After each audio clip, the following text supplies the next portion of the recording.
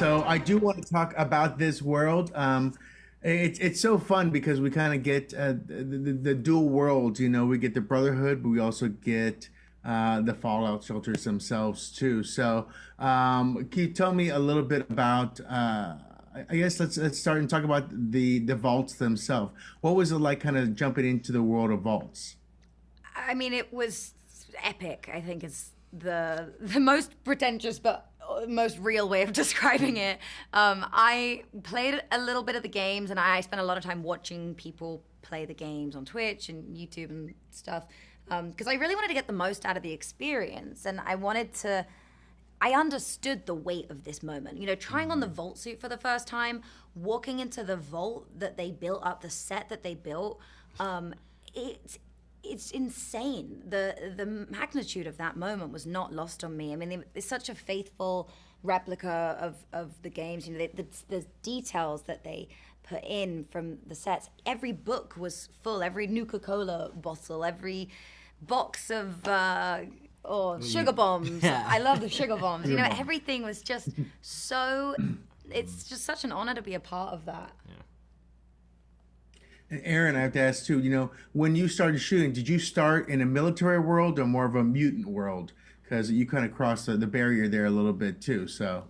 Oh yeah, actually, when we started, I was in the mutant world. My first days, we were leaving the base. Was actually my first day of work. I remember Jonathan Nolan walking me to set and giving me the rundown of like, hey, helicopter Vertibird's gonna be taking off without you. You gotta throw this bag in there and climb on before they leave without you.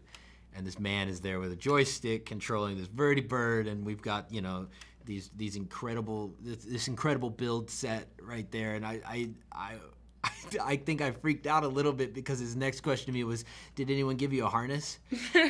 And no, I did not have a harness. So, you know what I mean? I was like, oh, am I not prepared? Like, what's about to happen to me on this journey?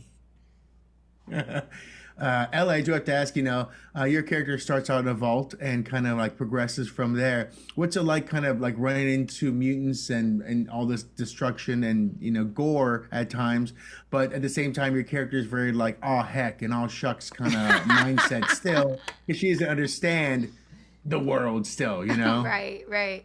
It's a great question. I mean, that's kind of why I took this job. It's what I loved about it was, you know, like you said, you have this very innocent, naive, sheltered, privileged character who has grown up underground her entire life. She comes from a long generation of people who believe it's their duty to go up to the surface one day and rebuild America. And, you know, it's a meritocracy that believe in doing the right thing. They truly, truly believe in inherent goodness and the golden rule.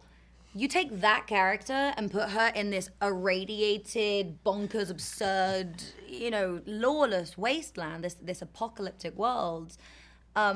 It's hilarious, but it's terrifying.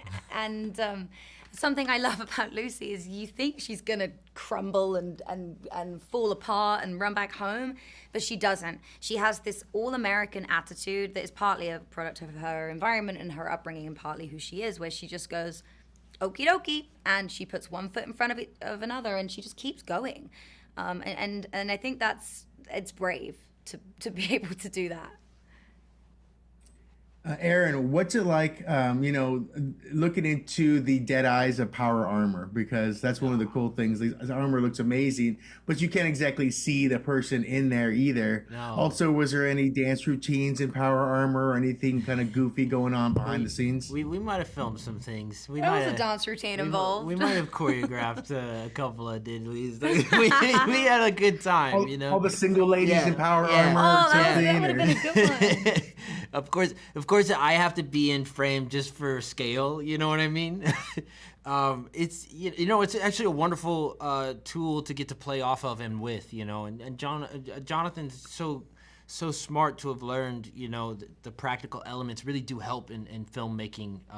And the less that you have to do in post is really more helpful to everyone, especially the actors in the process of creating, you know, what that feels like. But, you know, I'm saying things to this power armor, and when you get no response from such an intimidatingly large, you know, metal shell, you know, it does something to you. It really is. Gosh, it's so fun to play off of the suit. Very cool. Well, we look forward to chatting with you again. We'll save our bottle caps to make sure we can afford the next season, the next DLC. Save up. Yeah, save up. But until then, save up. Until then, I hope everyone in your world is happy and healthy, and hope you had a hell of a time with us. Thank Thanks you. so Appreciate much. you. Nice We to love the meet you. backdrop, by the way. Yeah, Thank you. it looked great. Oh, you got to live in the world. Oh, Be yeah. good, all. Thanks, all.